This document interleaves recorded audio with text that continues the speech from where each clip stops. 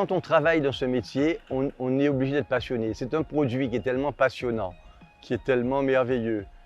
Déjà travailler dans les spiritueux, cette espèce d'alcool noble qui fait rêver quasiment le monde entier, moi je trouve ça merveilleux.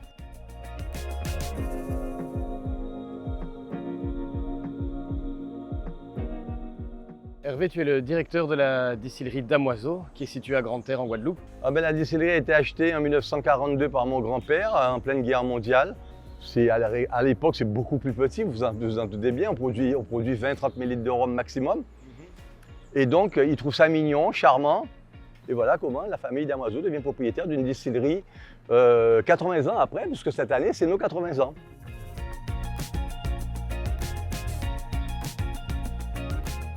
Et tu dis qu'à l'époque c'était une toute petite distillerie, aujourd'hui c'est l'une des plus grosses unités de Guadeloupe, si pas C'est la plus grosse, enfin agricole. Agricole. Voilà, c'est la plus grosse unité agricole de la Guadeloupe. On produit entre 15 000 et 20 000 HAP selon les années, selon la richesse de la canne, selon tous les facteurs que vous connaissez qui rentrent en ligne de compte. Toi ici chez Damoiseau, tu fais des assemblages de rhum donc traditionnels et agricoles.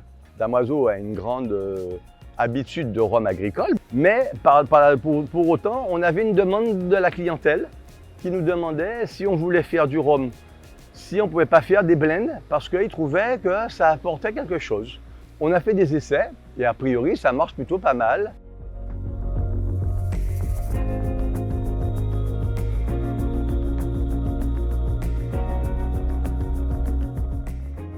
Si je ne me trompe pas, ici vous distillez aussi à un degré un peu plus élevé que la moyenne des distilleries en Guadeloupe, en tout cas.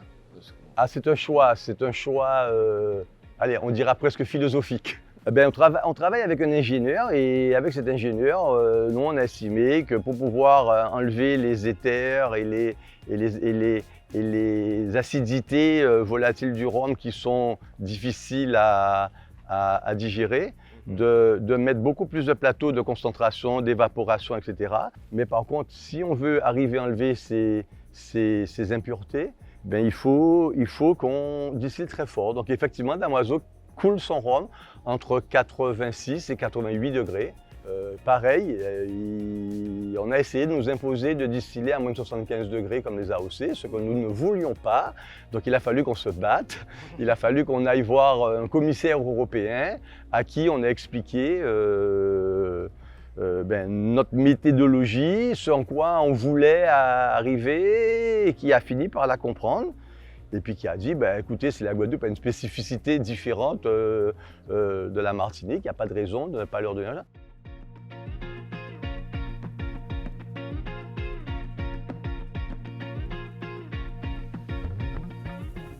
Et le futur de la distillerie Damoiseau, tu l'envisages comment?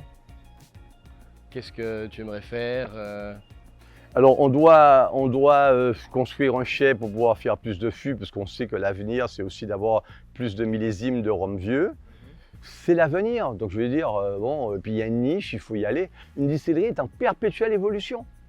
Donc il faut sans arrêt se remettre en question, sans arrêt réinvestir, sans arrêt avoir des nouveaux projets.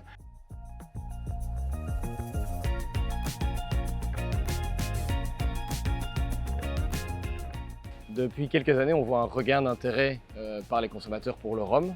Alors il y a une demande, effectivement. On sent qu'il y a un dynamisme sur le rhum des Dômes, puisque c'est bien simple. On est passé d'une vente de 75 000 HAP en 1995 à 132 000 ou 133 000 HAP en 2021. Donc ça prouve qu'il y a un intérêt. Il y a encore pas si longtemps, il y a une dizaine d'années, quand on disait rhum agricole, c'était péjoratif. Dans l'esprit du consommateur, le rhum agricole, c'était un rhum... Il a fallu que les agricoles aillent se battre, expliquent ce qu'est le rhum agricole, pourquoi il est meilleur, le fassent goûter, le fassent découvrir à chaque consommateur. Et là, les gens ont découvert qu'il y avait un produit qui était exceptionnel, qui était nettement supérieur à sans doute tout ce qu'on trouvait. Parce que pour moi, franchement, le rhum, c'est franchement l'un des meilleurs alcools au monde. Et la Guadeloupe et la Martinique ont la chance de produire ces deux îles ont la chance de produire le meilleur rhum au monde.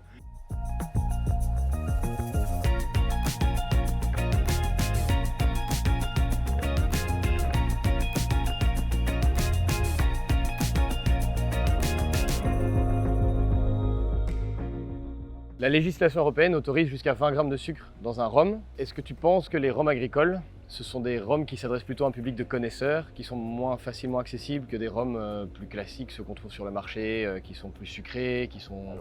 Que des consommateurs aiment certains produits édulcorés, sucrés, c'est leur droit. Par contre, j'estime qu'à partir du moment que tu mets du sucre dans un produit, tu l'as dénaturé. L'inconvénient, c'est qu'un rhum agricole est à son degré naturel.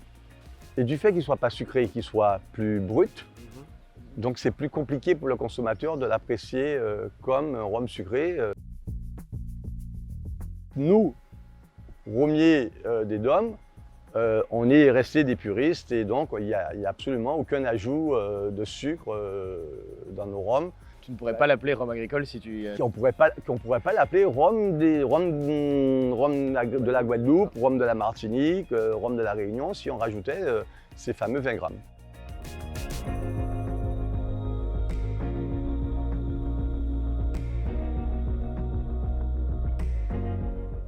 Hervé, merci beaucoup de nous avoir ouvert. Ça m'a fait plaisir. C'était une discussion très intéressante. Je vois que tu es très passionné en tout cas par les rhums agricoles.